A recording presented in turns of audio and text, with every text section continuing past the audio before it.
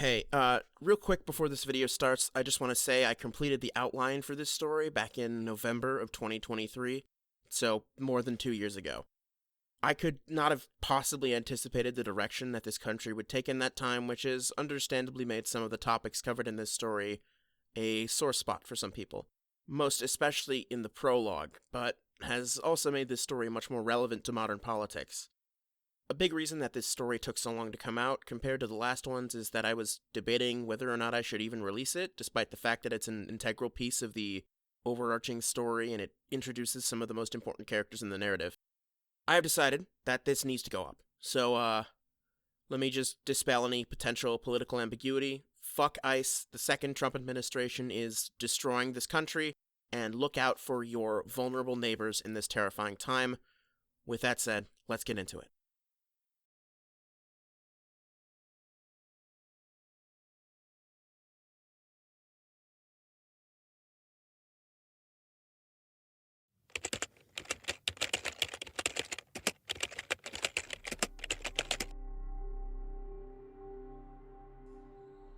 The streets of Chicago were cold and dreary, snow swirling down from above in slow motion like confetti. The roads were slick with ice, and the air was frigid. And yet, the Windy City never sleeps. Despite the ungodly hour of the night, the streets still bustled with hushed activity. None of them noticed the young child rummaging through a dumpster in the nearby alley. Or, if they did, they chose not to interact. Mack Arnoldson was an 8-year-old orphan living on the streets. His parents were illegal immigrants, one from India and one from Argentina, that had gone God knows where after he was born. His birth wasn't documented, he was never enrolled in school, and he had never been to a doctor. According to the legal system, he didn't exist. At the other end of the gangway, a door slowly opened, flooding the dark alley with warm orange light. A finely dressed man tossed his spent cigarette into the darkness and then released the door, allowing it to slowly close on its own. Max slinked over, wedging his foot in the door just before it closed and locked itself. He listened for a few seconds, waiting until the man had walked away, before allowing himself in. The building Mac found himself in was an opera house of some kind, red carpet floors and ornate cream-colored walls accented by glowing crystal chandeliers above him. He didn't care, though. So long as the building was warm, he could sleep in here until morning. The opera house was occupied by only 2 individuals, a singer and a voice coach. The song, We'll Meet Again, produced by the mouth of the amateur, echoed through the empty chamber. At least, the chamber appeared empty to the 2 men on stage. Mac walked between the rows of velvet seats, his scalp just barely peeking over the backs of the chairs. If either of the men had been paying attention, they would have spotted him.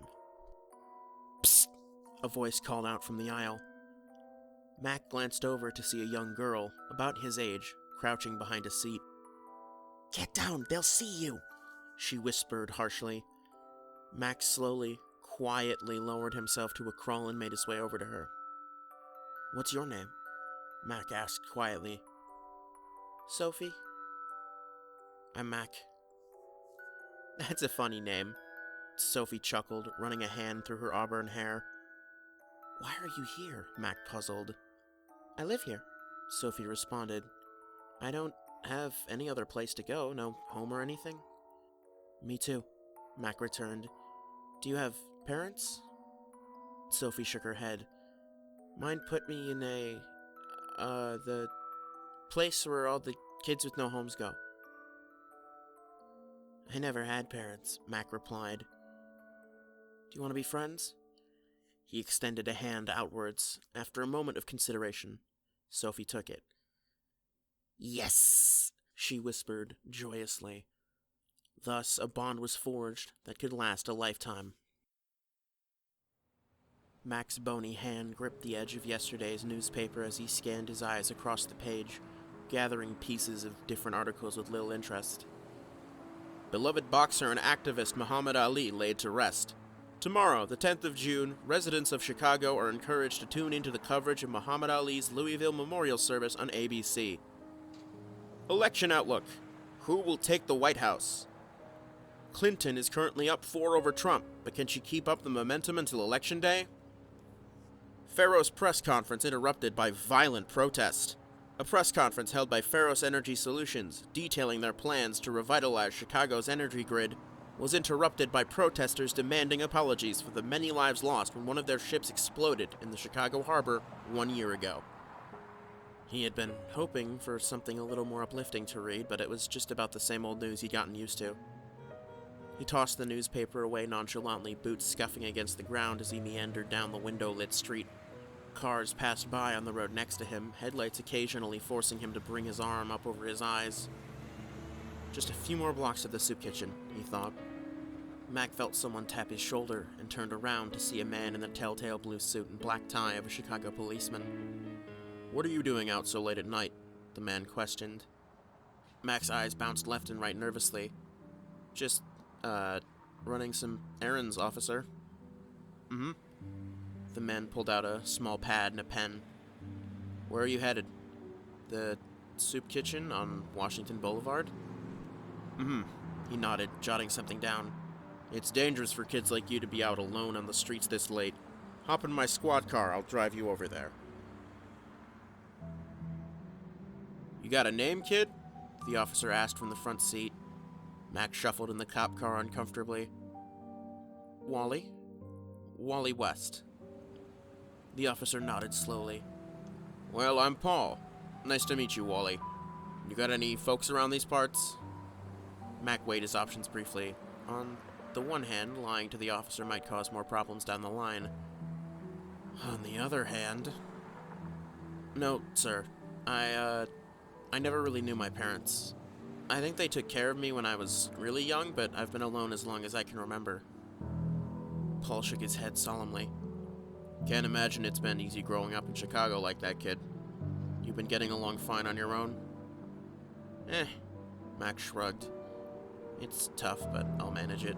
I've got things to live for." Mack glanced out the window to see the cop car pass by the soup kitchen. "Hey, you missed the soup kitchen," he muttered. Paul let out a guilty sigh. "I know.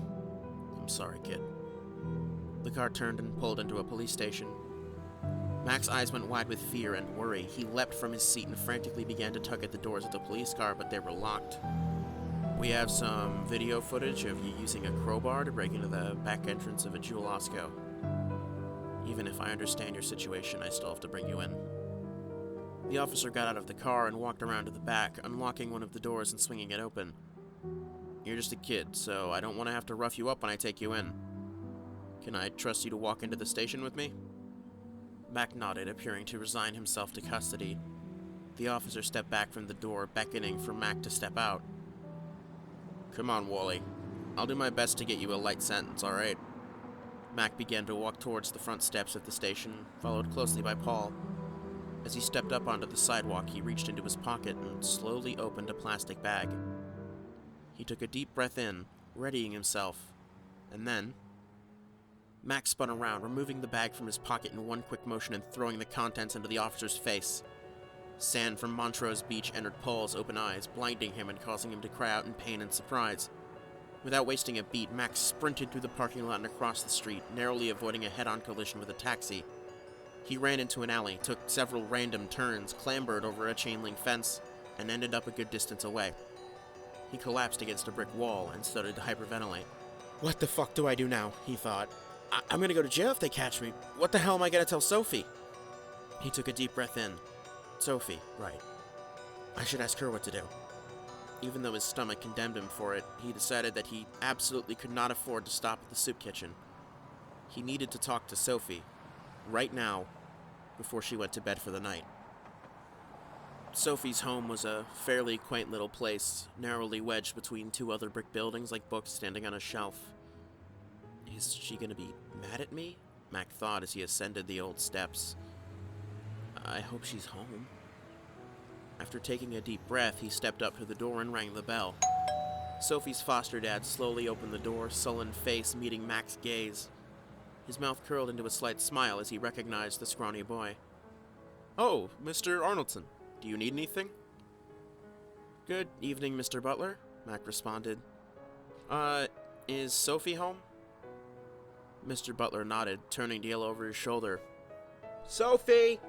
Your Mexican friend is here!" Half Argentinian, Mack thought, rolling his eyes. There was no response. Mr. Butler held up a finger before slinking back into his house and closing the door behind him. After about 30 seconds, the door opened again. Sophie peeked her head out, looking up at Mack. "Sup, dude? Hey, walk and talk?" Sophie nodded, reading the expression on his face and coming to the conclusion that this was something dead serious. "Yeah, hold on a sec. It's kinda chilly out. Let me put on a sweatshirt." "Dude, it's like 85 out. It's probably just chilly in there." "Whatever. I'm cold, so I'm gonna put on a sweatshirt. Be there in a sec." Sophie closed the door before reaching over to the coat rack and grabbing her gray hoodie. She pushed her bruised arms through the sleeve holes, breathing out a sigh of relief as she did so. She idly glanced over at the end table next to the door, eyes catching the photograph she hated so much. Mr. Butler sitting on the couch, smiling as he looked into the camera of a phone held by a long-haired blonde girl that looked strikingly similar to her. With a sigh, she reached out and grabbed the door handle. "So, you just assaulted an officer?" Sophie muttered. "Yeah, I mean, I didn't want to go to jail." "Fair point," Sophie capitulated. "Though they definitely have your face by this point. They're going to be looking for you." "Yeah, that's what I'm worried about," Mack responded, kicking an empty can into the dark street as he walked. "I already have a ton of heat here, man. They've probably caught me stealing quite a few things on CCTV. I should probably just leave the city at this point," he joked. Sophie contemplated the idea for a moment. She'd never considered just running away. "Let's do it," Sophie blurted out. Mack blinked in surprise. "You serious?" Mack faltered, stopping in his tracks. "I mean, I was just joking, so—" "No, let's actually do it. You're in a lot of danger, and I'm—" She hesitated. "I'm looking to see something other than just the city. Get, in touch with nature and stuff." "Where would we go?" Mack questioned. "I don't know, man. Nature places. Yellowstone?" Mack offered. "Ooh, I heard it's really pretty, dude. Hell yeah, let's go to Yellowstone." Their plans sprung into action early the next morning. Sophie snuck out at 5 a.m. with a backpack full of all her most precious belongings, along with as much food as she could raid from the pantry and about $100 from Mr. Butler's wallet. The two of them went west, and by late September they ended up in a small town in Eurytion County, Nebraska. After stealing several items from the local stores, they moved north into the Eurytion Nature Preserve to avoid retribution from the local police.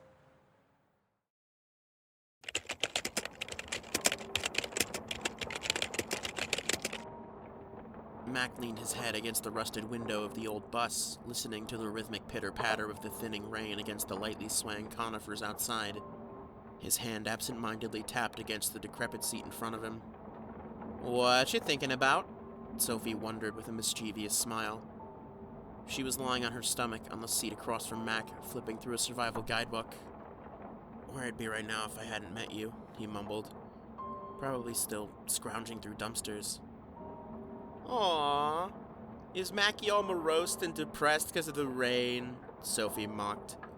"What? I'm not allowed to be sad from time to time?" he shot back, turning to face her.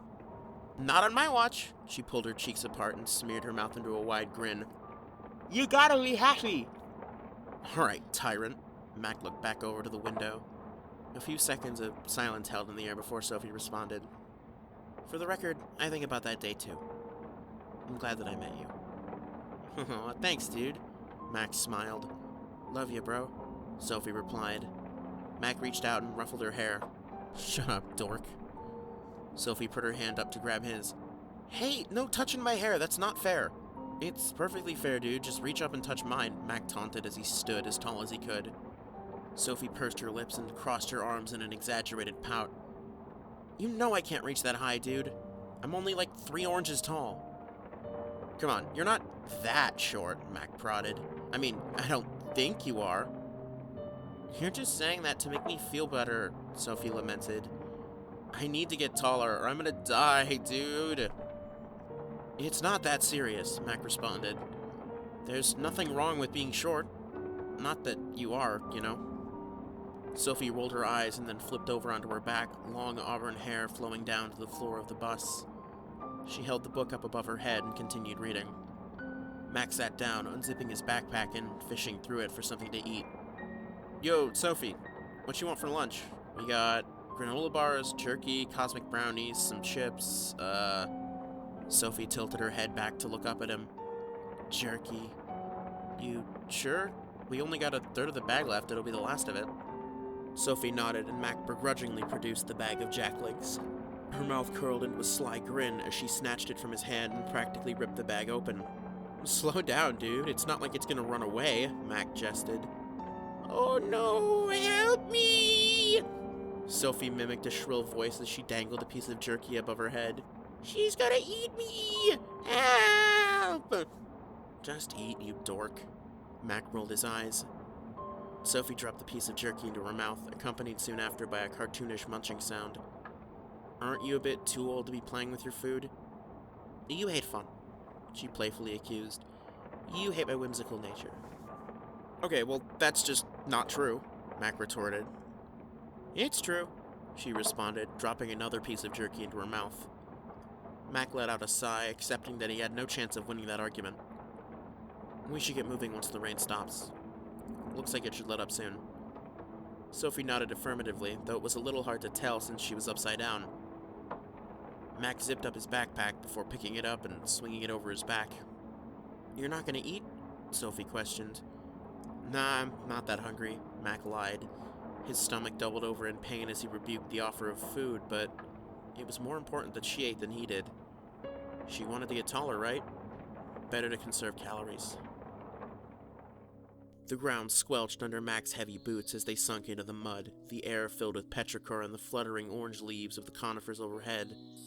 He marched forward about 10 steps before turning around to examine their shelter. The bus was an ancient thing, that much was certain.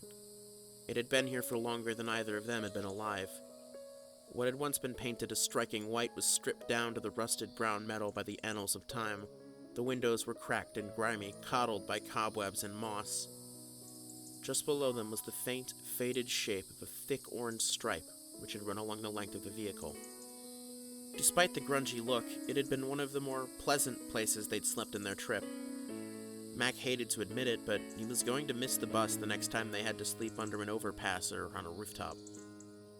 Sophie mirthfully leapt from the bus steps to the ground, causing her boots to sink ankle-deep in the mud. She spent a few seconds freeing them, which Mack used to pull out his compass and determine the best path to travel. If they wanted to avoid major roads, they'd probably need to travel further north until they hit the edge of the preserve. Luckily, there was a dirt path about 50 feet away from the bus, which led straight north. The next 2 hours were spent walking along the dirt path, occasionally stopping to check the compass or silently observe the local wildlife. Eventually, the rows of twisting conifers thinned to reveal a massive clearing. On the far northern end, past a field of sparse rocks, was a rectangular concrete structure tucked into the trees. Mack and Sophie glanced at each other quizzically. Sophie's mouth curled into a Cheshire grin, and she started to skip gleefully across the clearing. Mack nearly tripped several times as he struggled to keep up with her speed. In a surprisingly short amount of time, they reached the building. The concrete slab was the spitting image of brutalist architecture. This section stretched 600 feet from end to end, about 300 feet back and 35 feet high. The true size of the building was likely much more, though, as the vast majority of it seemed to be concealed by thick trees.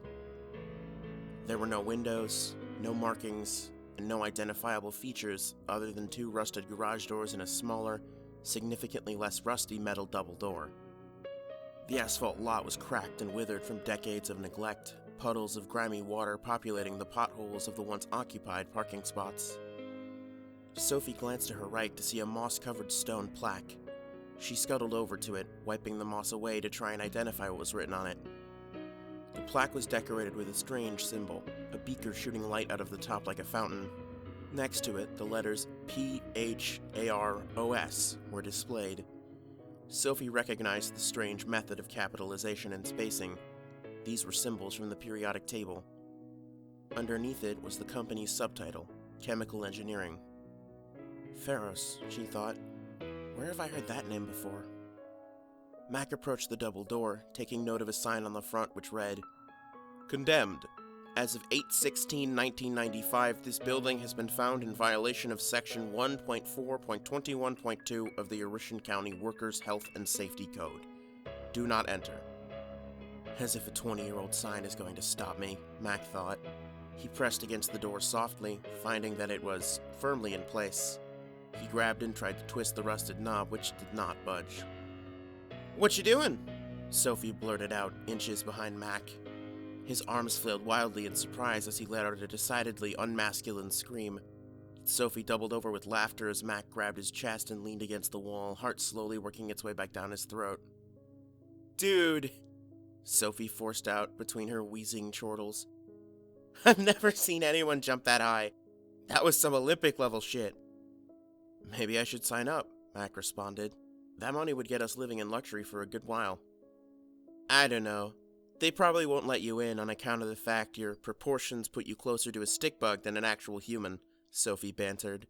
"Not funny, dude," Mack chided, doing his best to hide a smirk. Sophie reached into her backpack. "You aren't going to open that door on account of your chicken arms, so I'm going to help you." "How?"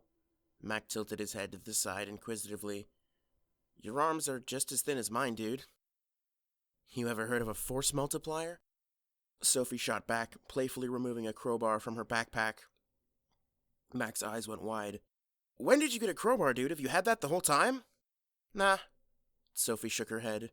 "I stole it from the 24-hour hardware store in that last town we were in. You want it?" "Sure." Mack shrugged, taking the crowbar from her.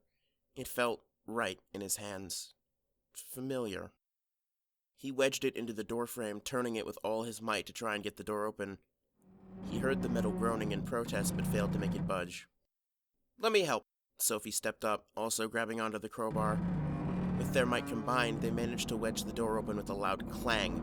Both of them were hit with a rush of cold, stale air as it escaped into the outside world for the first time in at least a decade.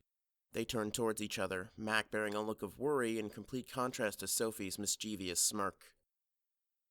Without much else to do, they entered the building. The interior was, at some point in time, spotless. The grime-covered grated metal floors once reflected the pristine white walls and ceiling of the lobby, which had been turned blotches of gray by mold and water damage. In some parts, the paint had withered away to reveal the bare, cold concrete beneath it. The once buzzing fluorescent lights now sat dormant, most slightly drooping from the ceiling tiles. One particular light had fallen from the ceiling some time ago and directly onto a group of blue chairs, which reminded Mack of a hospital's waiting room. The light had landed in the middle of the moldy chairs, severing the 7 rows of seats into 2 groups of 3 on either side of it. Sophie's eyes were drawn to a reception area opposite the door. The laminated wooden desk had partially rotted, sagging forward over time, which had caused the contents on top of it to slide onto the floor. A boxy early 90s monitor lay smashed on the ground, accompanied by a light brown keyboard, a shattered cup which had once contained ink pens, and several time-worn stacks of paper.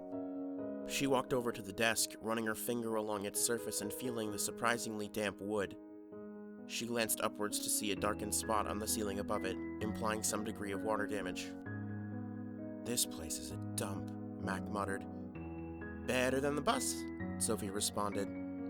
"Actual protection from the elements, dude.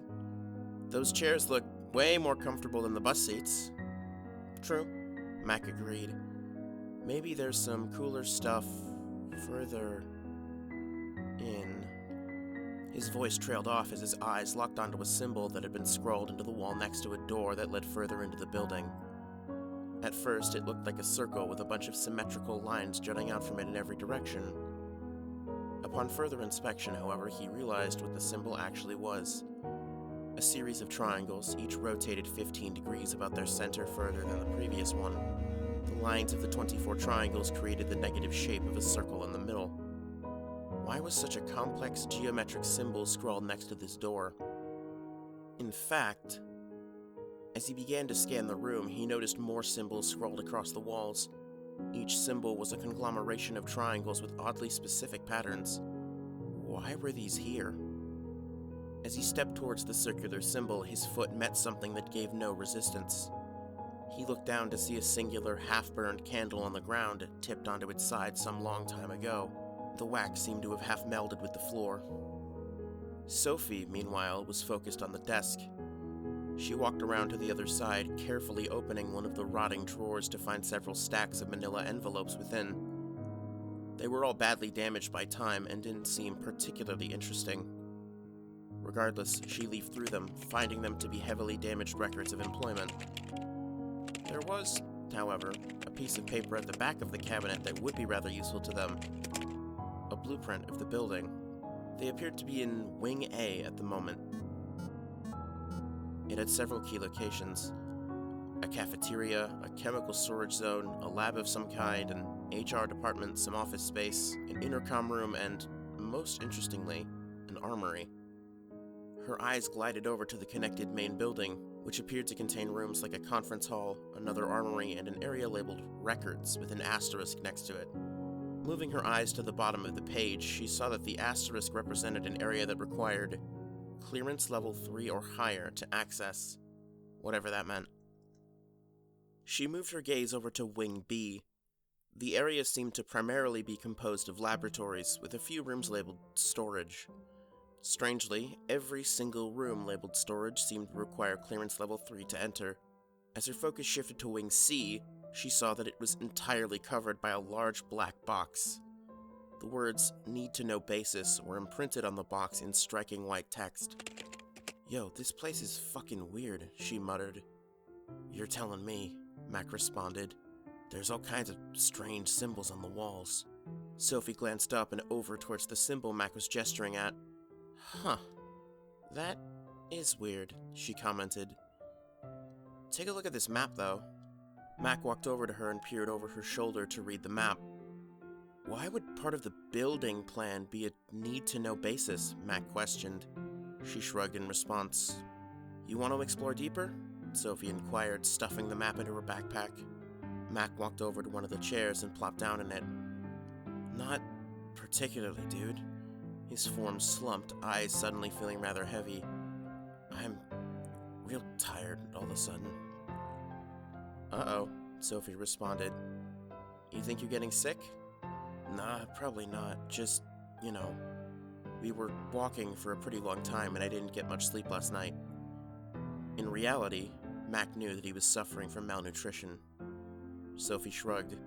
"Well, alright, gives me time to write." Mack glanced over incredulously. "You're a writer? I thought you wanted to be a singer." Sophie chuckled. "A little. I figured I'd write down everything that happens on our journey and sell it as a book or something." "That's cool," Mack affirmed. "Make sure you write about how cool and strong I am." "You're not all that, dude," Sophie hummed. "Go to bed, dweeb." "Alright, Soph. Good night." Mack yawned. "Night, Mack." Sophie mock yawned in response. Mack let out a sigh and then tilted his head back. After a few minutes, he drifted off into a dreamless sleep. When Mack awoke, the sunlight from outside had long since faded, leaving the interior basked in a silvery glow emanating from the moon. He glanced over at the corner of the room to see Sophie curled up in a little ball inside her bright orange sleeping bag, backpack resting against the wall next to her. His stomach growled with a sense of urgency, accompanied by a painful jab as it twisted itself into a knot. He begrudgingly opened his backpack and rummaged around for the quietest snack he could find. Eventually, he settled on a granola bar. He slowly, methodically worked through the bar as his eyes scanned the decaying walls of the structure for anything of interest. His snack time was interrupted by an unpleasant scraping sound emanating from behind him. Mack slowly turned to glance over his shoulder, only to see that the moon's light did not penetrate far enough for him to identify the source of the noise. "Must be a raccoon or something," he thought. He stood up, causing the chair to scuff against the floor. The sound immediately stopped. Mack's form was filled with a cold, suffocating fear. Every single nerve in his body screamed that he had made a mistake. He didn't understand what he'd done or why his body was reacting in this way, but He was utterly convinced that if he made one wrong move, he would die. So, he didn't move. He stayed rooted in place, utterly still and silent. If he wasn't already terrified enough, a new sound would enter his ears a moment later, the skittering of something across the grated metal floor and towards him, stopping just 2 or 3 feet behind him. What replaced it was even worse. Shallow breathing. He could feel the warmth of the thing's breath against the back of his left leg as though it was only inches away. His heart leapt into his throat, exposing him to the pounding drums of his blood marching ever on. After a few seconds of silence, a new noise filled the room. A low-pitched sine wave. The sound made Mack's brain hurt as it bounced off the walls, and Sophie immediately winced awake. Her movements caused the sleeping bag to brush against the ground. The sine wave immediately stopped and was replaced with a rapid click-clack of something passing right below Mack. He looked down in horror to see an approximately human-shaped creature crawl between his legs with incredible precision, as if it knew exactly where they were, even without being able to see them. It skittered over towards Sophie, passing in front of the open door where its form was bathed in moonlight. The creature was tall and gaunt, arms and legs far longer than any human, with wide palms and dagger-like fingers. Most of it was covered in a thin layer of brown fur, but patches along the back were missing as if a result of mange, which exposed the partially translucent, ash-white skin underneath. Inky black veins bulged through the skin as if they were trying to escape. From Sophie's point of view, she could see the head. The creature had a pair of front-facing, beady black eyes that were so shrunken they were barely visible, about analogous to the size of a corn kernel. On the sides of its head were 2 massive, knife-like ears. The mouth of the creature was little more than a face-splitting slit towards the bottom half, with a chin distending downwards like a stalactite. The nose was a dull pink color, squashed haphazardly into the face as if a result of inbreeding. Sophie slowly glanced up at Mack, who put one finger up to his mouth in a shushing motion. Her heart screamed in her chest like a roaring engine as the thing slowly drew closer, slobber dribbling from the wide jaw onto the ground. She used every ounce of willpower she had to stop her body from shaking. Mack inhaled slightly, completely involuntarily. The creature's ears twitched in an unsettling fashion before it whirled around, staring right at him. It shuffled across the floor, webbed fingers tapping in an unsettlingly rhythmic pattern as it moved towards him in a serpentine fashion. After reaching him, it let out another sign, causing their heads to spin in pain. The thing slowly began to pick itself up from the ground, rising from practically flat to a height of nearly 8 feet. It tilted its head to the side, using its limited vision to try and get a full picture of the shaking man in front of it. It's mostly blind, Mack realized. Mack's lungs screamed at him in their desire for oxygen. He was moments away from taking another involuntary breath, and both he and Sophie knew that the second he did so, he would die. Sophie moved as rapidly as she could, tearing open her backpack and reaching her hand in to grab something. The instant her hand moved, the thing whirled around and lunged towards her with terrifying speed.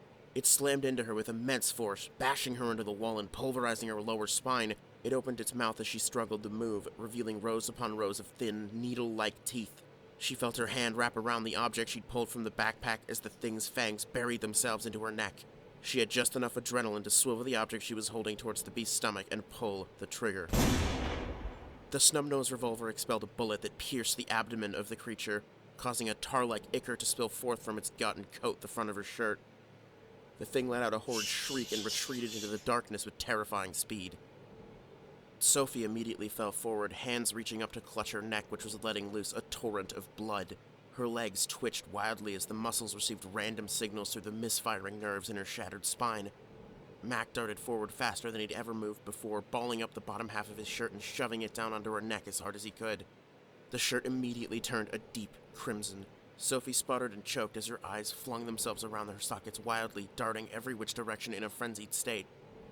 Mack heard sickening popping sounds coming from her spine. From further into the building, a horrid, chittering sound echoed across the walls. Mack's face went white.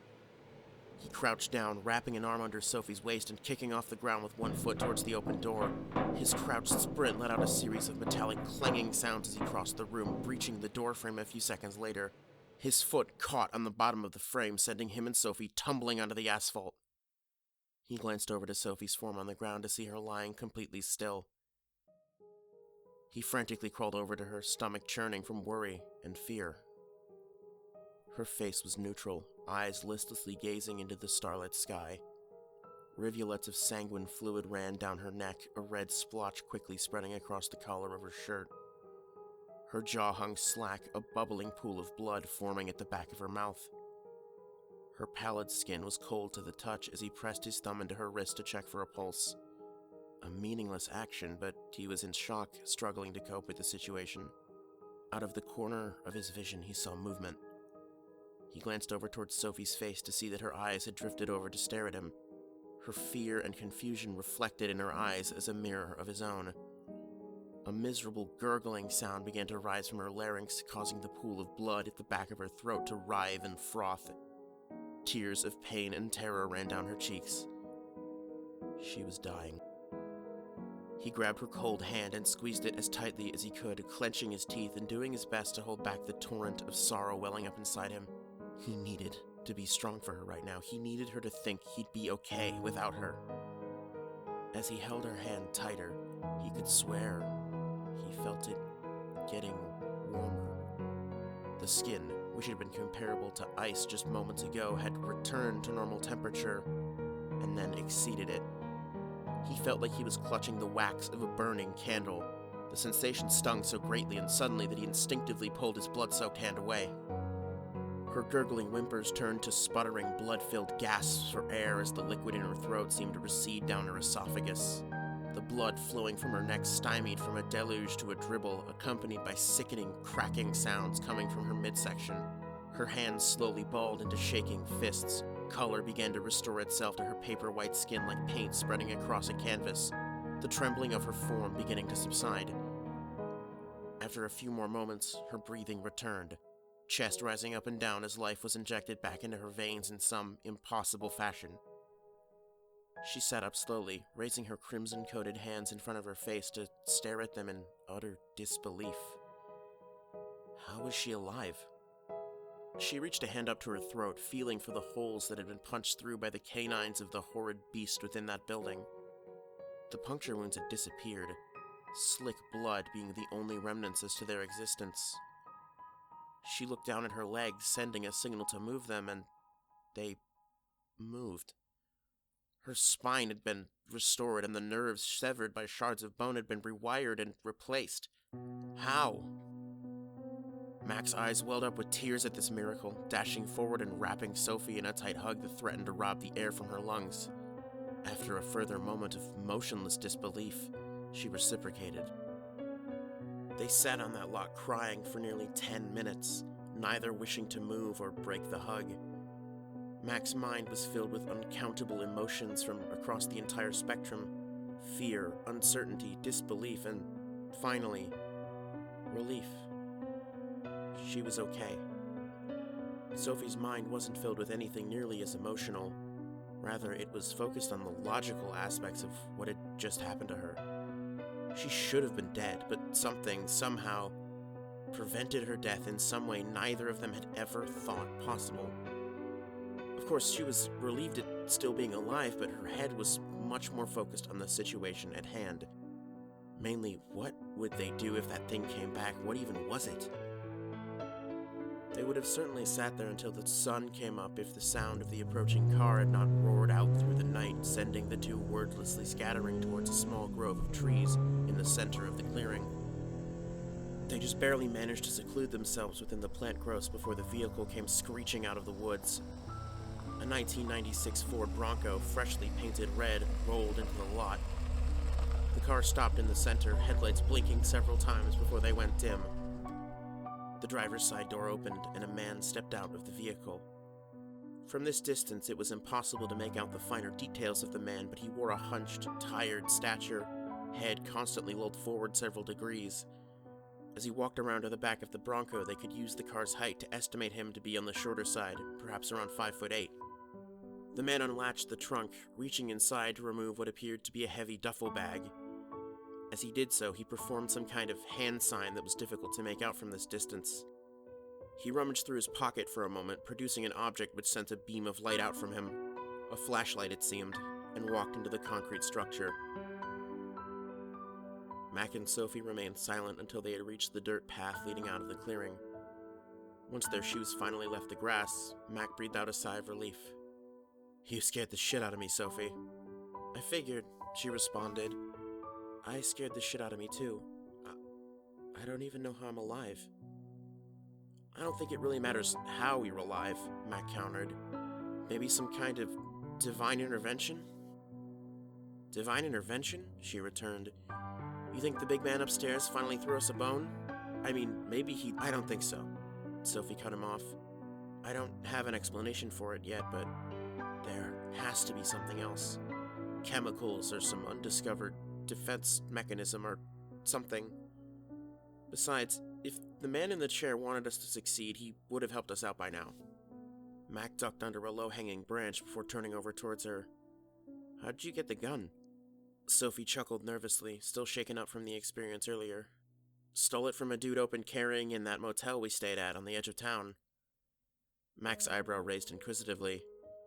"Why?" "Well, in case something like this happened. Not, exactly like this, of course, but something similar, like if we were attacked by a bear or something." Right. Mack nodded affirmatively. The pair walked in silence for nearly 2 hours, each of them taking the time to process the rush of emotions they'd just experienced, joined only by the sound of swaying trees and the smell of the crisp October air. Eventually, the bus came into view a few hundred feet away. "Why do you think it ended up this way?" Sophie mumbled, breaking the silence. Mack blinked in confusion. "Our lives, Mack. Why do you think it ended up like this?" "I don't know, Sophie. Like, did we do something wrong? Did someone have it out for us?" "I don't think—" Mack paused to collect his thoughts for a moment. "I don't think there is a reason, Sophie. I don't think there has to be one." What the fuck is she talking about, he thought. This is completely out of character for her. "I mean, do you hate the life we're living?" Mack questioned. Sophie looked upwards in deep contemplation. I guess I just want more, you know? A small house, a dog or something. A consistent family, maybe? "Yeah, that'd be nice," Mack agreed, "but I can't really see us ever getting that." Sophie finished his thought. "Isn't that disappointing? Frustrating? I mean, isn't it weird that we can't even envision ourselves living like normal people?" Mack gave that question some thought. Had he ever envisioned himself living a normal life?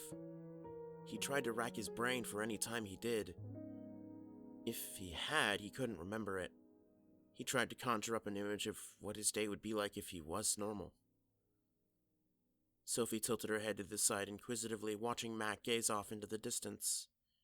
He was actually considering it. For some reason, she assumed he would have just brushed it off. Mack got stuck on what his class schedule would be and shook his head, tearing himself away from the delusion that he could ever live in that kind of way. "You're right, Soph. I can't even imagine what a normal life would be like, but, what makes you bring it up?" "What, I'm not allowed to contemplate things?" Sophie sassed. "It's not that, just, you've never brought it up before. Why bring it up now?" "I think—" She hesitated for a moment. "Well, I almost just died, Mack. Kind of changed my perspective a little. We haven't done anything with our lives. Sophie, we're too young to do anything with our lives. I'm 16 and you're 17. The most we could do is, I don't know, play sports?" "No, that's not what I mean." A bit of frustration crept into her voice. "Other people our age, they have friends, yeah? Not just friends. They have connections to people. Parents, aunts, uncles, cousins, grandparents, people who would miss them. Look at what we have, Mack. She gestured her hands outwards to the cold, empty forest. This is the sum total of everything we own and all of our connections to the world. The clothes on our back, the backpacks we... At that moment, both of them realized they had left their backpacks in the building. The backpacks we had and will get back tomorrow. If we both drop dead, right now, who would give two shits? Your foster family, maybe? Mack reassured. Gary and... what was the name? Gary? Sophie fumed. He's the whole reason I wanted to run away. Mack was stunned into silence. Probably put up one poster on his deadbeat fucking gas station 3 months ago and never checked in on it. I was just a replacement for his actual daughter, after all. Sophie moved up the steps into the bus, flinging her blood-stained coat off and into Mack's face as he went to follow her. He stared down at it, soaking in the revelation he'd just been served. Mack's entire form was filled with boiling rage towards the man he'd always assumed was a stand-up guy who was just a bit down on his luck. That piece of shit. When they were done with this, he was going to pay. He was snapped back to reality by the sound of faint sobbing coming from inside the bus. Shit. Sophie was curled up into a ball in her usual seat, softly crying into her knees. Mack sat down next to her, placing a hand on her shoulder tentatively. I just want to be a normal girl, she sniffled. I just want to do homework and learn how to drive and go to restaurants and shit. Sophie, Mack croaked, trying to hold his own emotions down. It's gonna be okay. We can figure something out. We can just stay here in Berkeley or whatever that little town is called. We can try to start a new life here. She slowly raised her head from her knees, watery eyes looking over at him. Really? Really? He forced himself to smile. It won't be easy, but I think we can probably figure out a way to make it work. Just you and me. She shifted in the seat and buried her head back in her knees like a turtle. I'll think about it. Mack patted her on the shoulder reassuringly. That's all I ask. Now, I need some sleep. If you need anything, wake me up, okay? Okay? As he was walking back to his seat, Sophie mumbled, Thank you, Mack. It's nice to hear all of that, even if it's a fantasy. She tilted her head back and closed her eyes. The day had taken such an immense physical and mental toll on her that she was able to drift off to sleep almost immediately. Mack sighed. He lay down in a seat 3 rows away, draping her blood-covered coat over himself like a blanket and drifting off to sleep as well. Come on, you know this one, Sophie encouraged as Mack struggled with the worksheet in front of him. The two 12-year-olds sat cross-legged on the 3rd floor of an abandoned parking garage. This is a good memory, Mack thought, watching from a third-person perspective. When he dreamed, it usually took the form of important moments in his life. He didn't know why, but he'd stopped questioning it a long time ago. Mack tapped a dull pencil against his forehead, trying to remember his multiplication tables. 3 times 7, he muttered. That's just the same as 7 times 3, so, 7 plus 7 is 7 plus 3 plus 4, 10 plus 4, 14?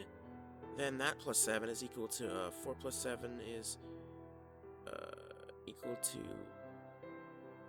4 plus 7 is equal to 4 plus 6, which is 10 plus 1, so 10 plus 10 is 20 plus 1 is 21? You got it! Sophie clapped her hands together excitedly. Okay, next page. Mack flipped over to the next page, groaning as he saw it was filled with vocab words. Come on, Sophie bubbled. It's not that hard. It's just words. They can't hurt you. Yeah, but I'll never use half of them, he responded. Most of this is pointless. Maybe, but it's what normal people do, I guess, she shrugged. Mack was awoken by Sophie lightly tugging on his arm. He glanced up to see her dorky eyes peeking through the hair draped over her face. Morning, dude, he uttered out. Can't I just sleep for 5 more minutes? Nope, she chirped. We've got to get our bags back from the murder room. Mack groaned, slowly sitting up and rubbing his eyes. Sophie stepped back, brushing the hair out of her face. Come on, she beamed. Can you be a bit quieter? Mack grumbled. It's so fucking early. He got to his feet, wiping a piece of imaginary dust off of his shirt before following Sophie as she skipped towards the entrance of the bus. What's with her? He thought. Last night she was all fucked up, and now she's back to her usual self. Mack followed closely behind Sophie as they departed the bus while she hummed merrily all the way. The second Sophie leapt off the stairs and landed on the ground, she shut right up and her entire body went rigid. What? Mack prompted, stepping outside. About 20 feet in front of them was a man sitting on a plastic lawn chair. His head was mostly bald, with a small ring of white hair clinging to his bare scalp in a horseshoe shape wrapping around the back. His tall, wrinkled face was pursed in some vague look of disappointment and adorned by a pair of wide, circular spectacles. He wore a dirtied white coat, green cargo pants, and a set of heavy winter boots. Mack did not take in these intricacies relating to his outfit. Instead, he was focused on what was resting on the man's lap. A lever-action shotgun. Sophie's eyes were locked on their backpacks, which laid at the man's feet. My name is Grigory Roshkin, the man growled. The two of you have entered a derelict facility and seen things you were not supposed to. He paused for a moment, scanning up and down their forms to notice the abundance of dried blood on their clothing. His face twisted into a fierce scowl. You are now going to have the most important conversation of your entire life, which will determine whether you live or die. He motioned to the shotgun on his lap with his chin. Let us begin.